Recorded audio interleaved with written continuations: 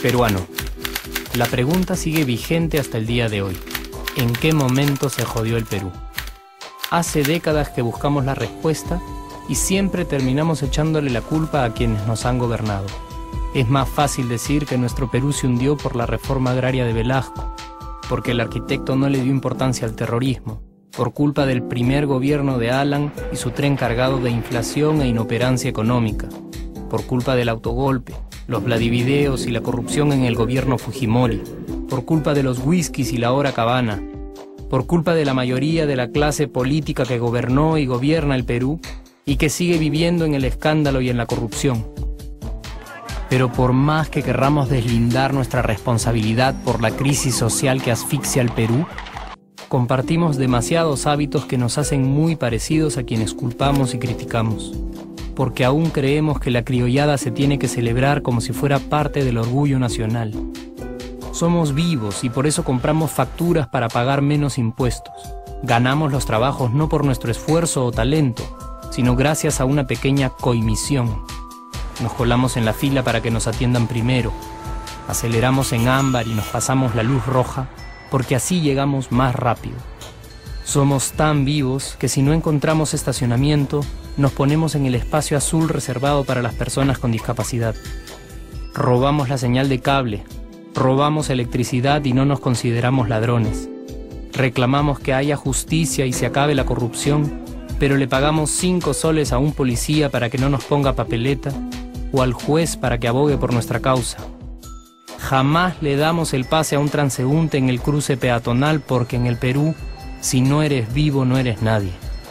Pero si somos tan vivos, ¿por qué le tocamos bocina al semáforo en rojo, como si este fuera a escuchar nuestra ansiedad? ¿Por qué tiramos la basura en la calle, como si la ciudad perteneciera a cualquiera menos a nosotros? ¿Por qué nos quedamos callados y no protestamos cuando el chofer de la combi no deja de cometer imprudencias? ¿Por qué estamos tan interesados en saber qué vedette trampea con qué jugador, en vez de conocer algo sobre nuestra historia, nuestra economía, nuestra literatura, o al menos saber cuáles son nuestros derechos más elementales? ¿Por qué sentimos que se nos hace un favor cuando un empleado del Estado nos atiende? ¿Por qué dejamos que un panetón sea el mejor argumento de un político para llevarse nuestro voto? ¿Por qué cuando alguien hace algo bien, decimos que parece hecho en el extranjero, como si eso fuese más meritorio? ¿Por qué no nos sentimos orgullosos de nuestra diversidad cultural? ¿Y por qué, si somos tan vivos, seguimos alimentando este círculo vicioso que no nos deja avanzar como sociedad y nación?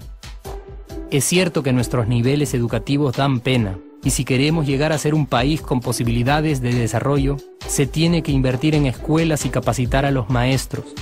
Pero ¿de qué nos servirá una buena educación fuera de casa cuando dentro educamos a nuestros hijos dándoles el peor ejemplo? Es cierto que se necesitan medidas urgentes para frenar la ola de delincuencia y violencia que azota al país. Pero ¿de qué nos servirá pacificar las calles cuando en nuestros hogares la violencia física y psicológica parece haberse institucionalizado? Es cierto que se necesita una verdadera reforma judicial para que en el Perú se pueda hablar de justicia, pero ¿de qué servirá lograrlo cuando la mayoría de nosotros sigue avalando la ley del más fuerte, del más rico, del más vivo? Es cierto que para reducir los conflictos sociales se requiere del diálogo, pero ¿de qué nos servirá ese diálogo si seguimos pensando que dialogar es imponer nuestras ideas y no escuchar al que piensa diferente a nosotros? Es cierto que necesitamos mejores leyes de inclusión social y muchísimos más proyectos de integración. Pero ¿de qué nos servirán estas leyes y proyectos si hasta el día de hoy la publicidad peruana define nuestros estratos socioeconómicos por el color de la piel y a nadie le parece raro? Si hasta el día de hoy seguimos avergonzándonos de nuestras diferencias o sintiéndonos superiores por estas mismas diferencias. Es cierto, es mucho más fácil echarle la culpa de absolutamente todo a nuestros gobernantes, pero la realidad es que el Perú se hunde en exacta proporción a esa viveza que alimentamos todos día tras día. Sí, somos nosotros la materia prima con la que se hace este país, y si no corregimos nuestros hábitos, si nuestra materia prima sigue adulterada, Cualquier producto que hagamos también saldrá adulterado. Y por más logros que obtengamos en nuestra economía, en los deportes, en las artes, en nuestra cocina, por más orgullosos que nos sintamos de nuestros representantes, de nuestra historia, de nuestras maravillas o de nuestra creatividad, si no cambiamos estos hábitos, seguiremos preguntándonos ¿en qué momento se jodió el Perú? Yo ya estoy harto de esa pregunta.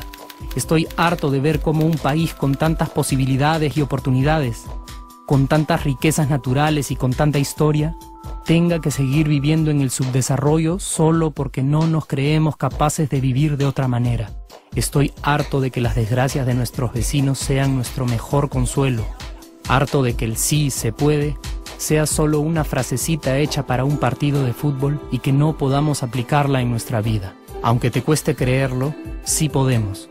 Claro que podemos, pero depende de que tú y yo comencemos a trabajar en ello de una vez por todas, porque la transformación del país hacia una nación desarrollada ya no está solo en cancha de los políticos o de los poderosos, y no está en el terreno de los milagros.